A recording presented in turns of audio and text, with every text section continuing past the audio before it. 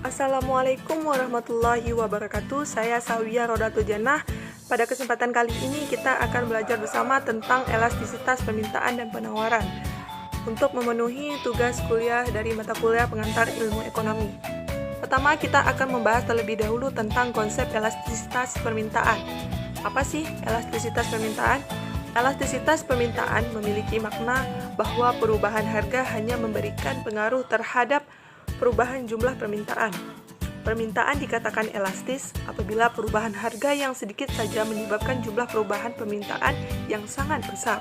Namun sebaliknya, permintaan dikatakan tidak elastis apabila perubahan harga terjadi, namun jumlah permintaan relatif tetap. Ada 4 faktor yang mempengaruhi elastisitas. Yang pertama, barang substitusi. Barang substitusi artinya barang pengganti. Semakin banyak barang pengganti, maka semakin kecil elastisitasnya.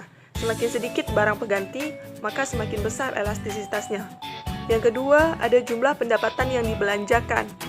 Orang yang memiliki pendapatan besar, perubahan harga tidak memberikan pengaruh terhadap jumlah permintaannya. Artinya, semakin besar pendapatan, semakin elastis. Namun, bagi orang yang berpenghasilan sedikit, ketika terjadi perubahan harga akan berpengaruh terhadap jumlah permintaannya. Ketika harga naik, maka mungkin orang akan mengurangi jumlah permintaannya. Jadi semakin kecil pendapatan permintaannya, semakin elastis. Yang ketiga, jenis barang. Barang primer memiliki elastisitas permintaan yang kecil, sedangkan barang sekunder atau tersier memiliki elastisitas pendapatan yang relatif besar. Barang primer seperti kebutuhan pokok, walaupun terjadi perubahan harga, jumlah permintaannya relatif tidak banyak berubah karena memang sangat dibutuhkan. Yang keempat, jangka waktu analisis. Semakin panjang jangka waktu analisis, hasil analisisnya akan menunjukkan elastisitas yang kecil. Namun sebaliknya, semakin pendek jangka waktu analisis, hasil analisis menunjukkan elastisitas yang besar. Sekarang kita masuk koefisien elastisitas permintaan. Di sini merupakan sebuah nilai yang menunjukkan tingkat elastisitas permintaan di mana dari angka 0 sampai dengan tak hingga. Semakin kecil nilai koefisien menunjukkan barang tidak elastis. Semakin besar menunjukkan nilai barang tersebut memiliki elastisitas yang tinggi.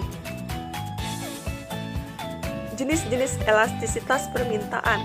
Yang pertama, elastisitas barang yang memiliki elastisitas permintaan atau barang elastis. Ciri utamanya nilai koefisien ED lebih besar daripada 1. Yang kedua, barang elastis uniter atau ED sama dengan 1. Apa artinya? Yakni ketika permintaan atau jumlah permintaan turun 50, menunjukkan bahwa harga naik 50.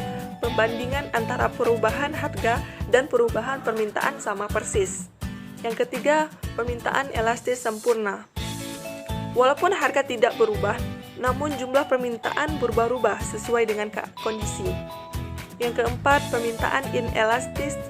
Artinya, perubahan harga tidak terlalu berpengaruh terhadap perubahan jumlah permintaan. Ciri utamanya nilai ED lebih kecil daripada 1. Yang kelima, permintaan inelastis sempurna. Nah, di sini walaupun berapapun harga berubah, jumlah permintaannya relatif tetap tidak berubah atau ED sama dengan 0. Selanjutnya kita akan masuk ke elastisitas penawaran.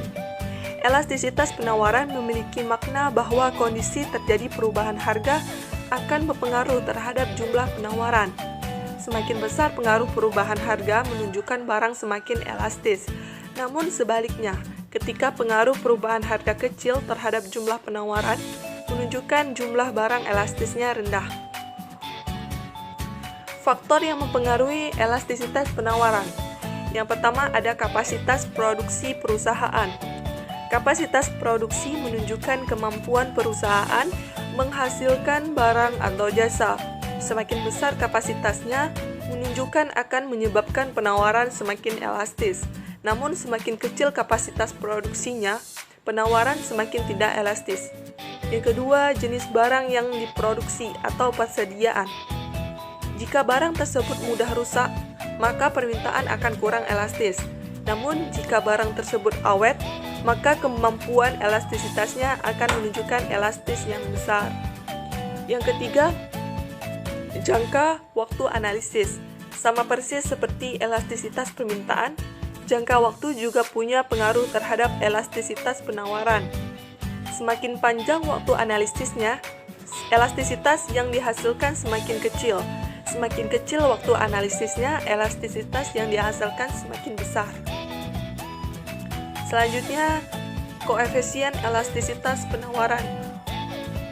Sama dengan konsep koefisien elastisitas permintaan, koefisien penawaran menunjukkan nilai tingkat elastisitas penawaran dimulai dari angka 0 sampai dengan tak hingga.